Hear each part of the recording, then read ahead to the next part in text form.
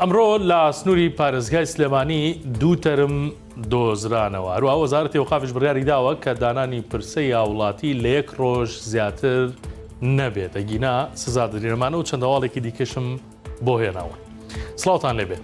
ئەمڕۆ بۆ سنووری سلێمانی ڕۆژێکی خۆش نەبوو. دوو تەرم لە دوو شوێنی جیاواز دۆزرانەوە، یەکەمیان لەسەر شەقامی تاسلوجە و دووەمیشان لە پێنجن.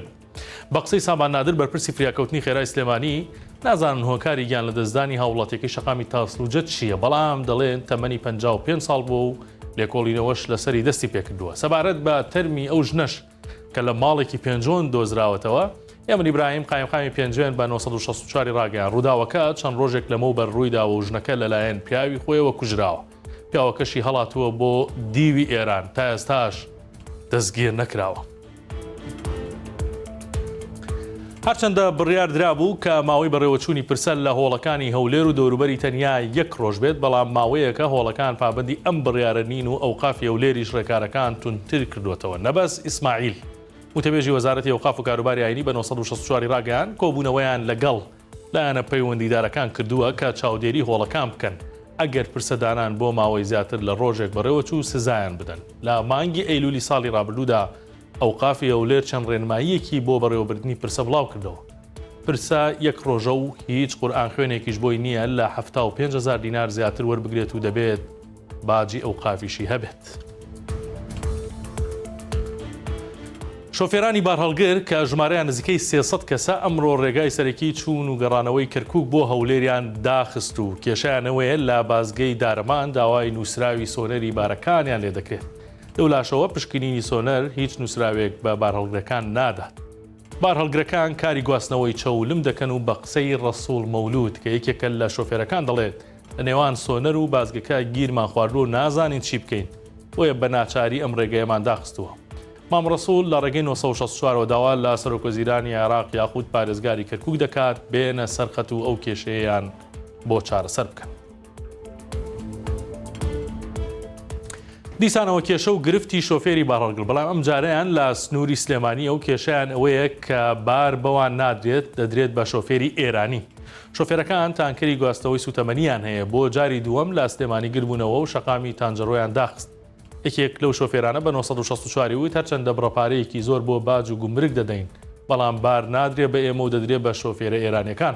ئاماژەی بەوەش کرد شۆفێرە ئێرانەکان پارەی باج و گومرگ نادەن، لەسەر سنوورەکان و بە هەرزان بار دەکەن، بۆیە باریان پێدەدرێت.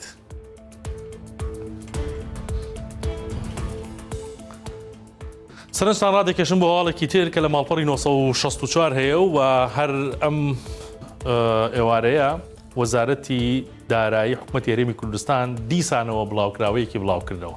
وای لێ هاتووە ناوبەناو یاخود ڕاستتر بڵێم ڕۆژانە وەزارەتی دارایی هەرێم لەسەر بابەتی موچە و شایستە دارایەکان کە لە عێراقەوە دێت ڕاگەیەنراوی هەیە و بەردەوام ئەپدەیتی ئەم ڕاگەیەنراوانە دەکات.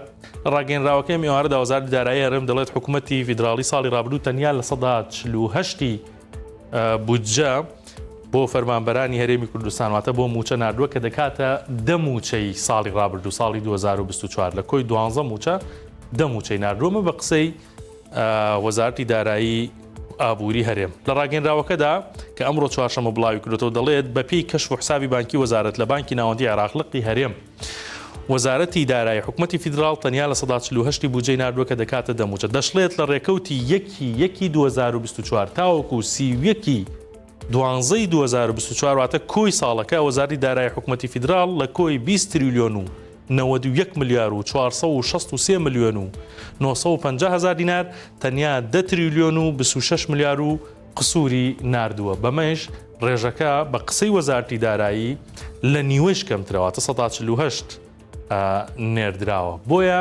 ئەمان واتە وەزارەتی دارایی خۆمان خۆی بە مەغدور دەزانێ و دەڵێت ئەو حساباتەی یاخود ئەو کەشف حسابێکی حکوومەتی فیدراڵی بڵاوی دەکاتەوە هیچ ناڕاستیەکی یاخود ڕاست نییە.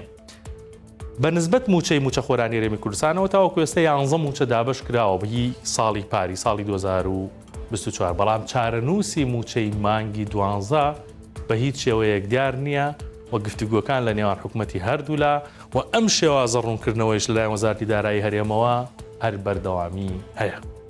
ئەمە هەواڵەکانی ئەمڕۆ بوو، کاتێکی خۆش بۆ هەموو لایەک.